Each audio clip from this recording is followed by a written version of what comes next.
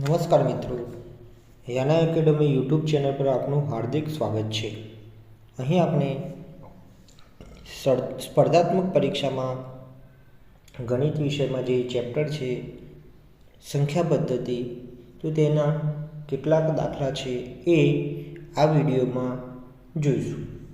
અહીં આપણને દાખલો આપેલ છે કે કોઈ ધન સંખ્યામાંથી 10 ઘટાડતા તેના વ્યસ્તના 75 ગણા મળે છે, તો તે સંખ્યા શોધો। કોઈ સંખ્યા છે ધન સંખ્યા, એમાંથી કેટલા?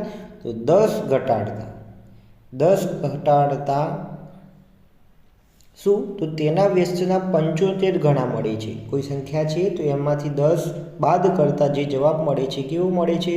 તો તે સંખ્યાના વ્યસ્તના 75 ગણા મળે છે। તો તે જે સંખ્યા છે એ શોધવાની છે।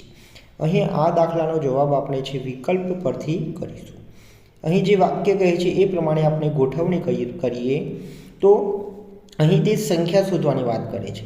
હવે આપણે વિકલ્પ એ છે તો એ વિકલ્પમાંની જે સંખ્યા છે 15, તો એ વિકલ્પને લઈને અહીં ગોઠવણી કરીએ તો અહીં કહે છે કોઈ ધન સંખ્યા, અહીં એ ધન સંખ્યા આપણે 15 લઈ લઈએ, એટલે કે એ વિકલ્પનો જે 15 છે એ આપણે અહીં લઈ લઈએ। તો કોઈ ધન સંખ્યા લીધી આપણે 15, એમાંથી 10 ઘટાડતા, એટલે કે આ 15માંથી આપણે 10 ઘટાડી દઈએ। ઘટાડતા તેના વ્યસ્તના 75 ગણા મળે છે।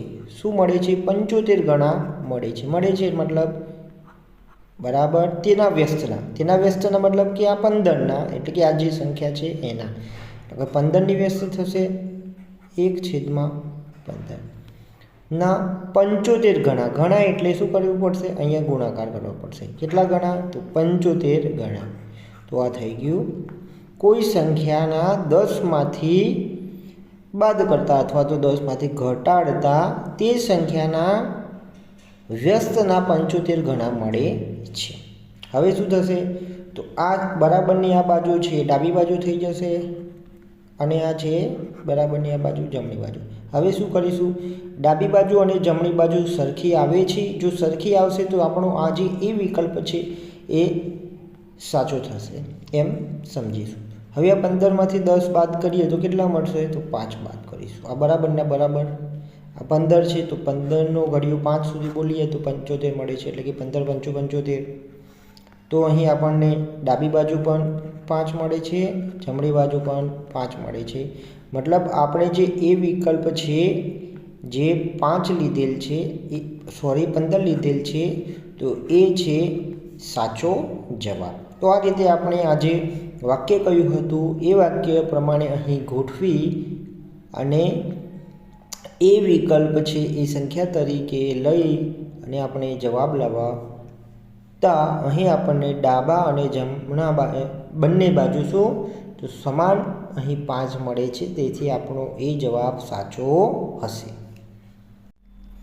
બે સંખ્યાઓનો વર્ગોનો સરવાળો 165 છે। બે સંખ્યાઓ છે તો એ બે સંખ્યાઓનો વર્ગોનો જે સરવાળો મળે છે તો એનો જે સરવાળો કરવો છે તે 165 છે। જો તે બે સંખ્યાઓનો સરવાળો 23 છે તો બંને સંખ્યાઓનો ગુણાકાર શોધો। વર્ગોનો સરવાળો 165 અને તે બંને સંખ્યાઓનો સરવાળો 23 આપેલો છે, તો આ બે સંખ્યાઓનો ગુણાકાર શોધવાનો છે। સૌપ્રથમ આપણે શું કરીશું? તો અહીં આપણે ધારી લઈશું। ધારો કે પ્રથમ સંખ્યા એ છે, તો બીજી સંખ્યા શું થશે? બી થશે। હવે શું કહે છે કે બે સંખ્યાઓના વર્ગોનો સરવાળો 165 છે, તો હવે આ બંને છે એનો વર્ગોનો સરવાળો શું કરીશું? તો વર્ગોનો, તો અહીંયા વર્ગોનો સરવાળો બરાબર 165 છે।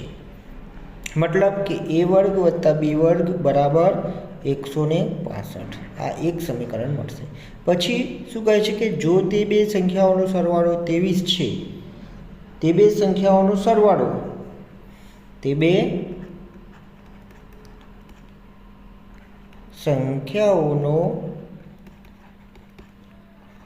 સરવાળો 23 છે, મતલબ કે a પ્લસ બી બરાબર આ 23.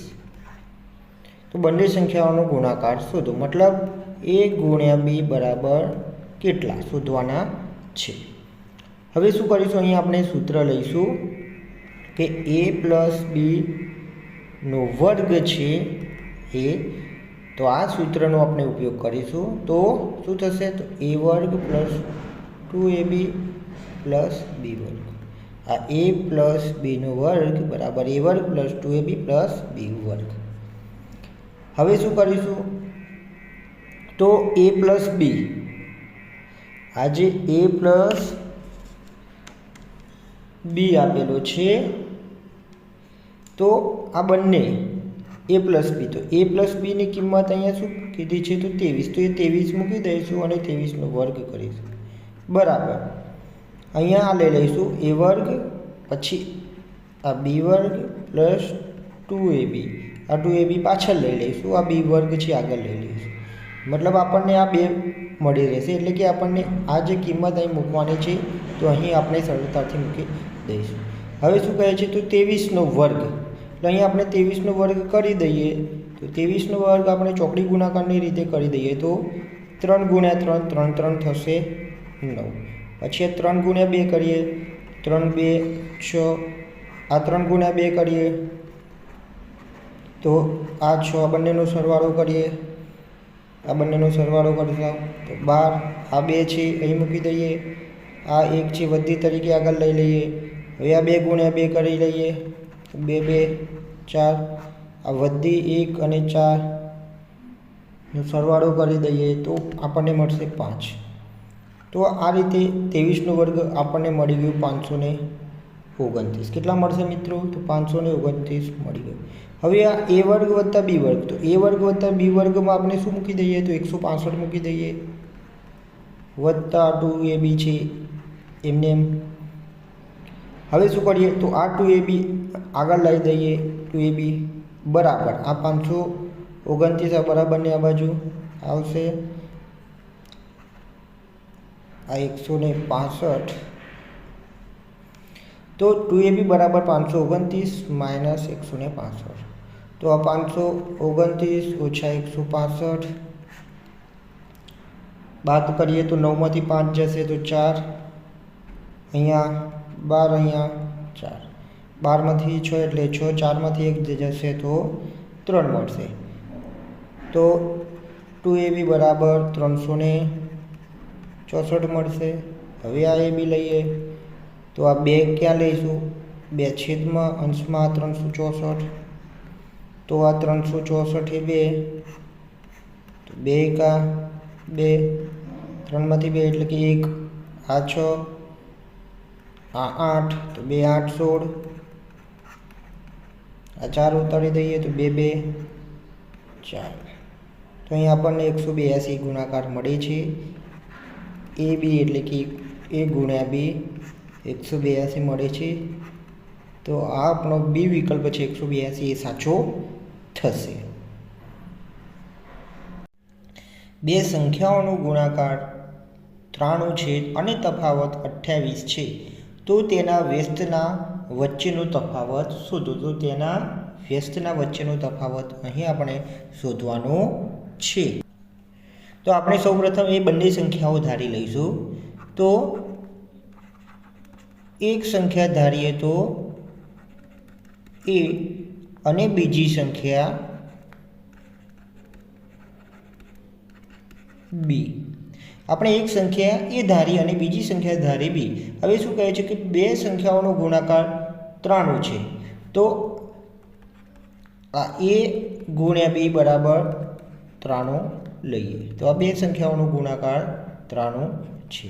પછી શું કહે છે, અને તફાવત 28 છે. અને તફાવત એટલે કે બાદબાકી, એટલે કે a ઓછા b બરાબર કેટલા કહે છે, તો 28 છે. તો તેના વ્યસ્તના વચ્ચેનો તફાવત શોધો. તો તેના વ્યસ્તના વચ્ચેનો તફાવત, તો વ્યસ્તના વચ્ચેનો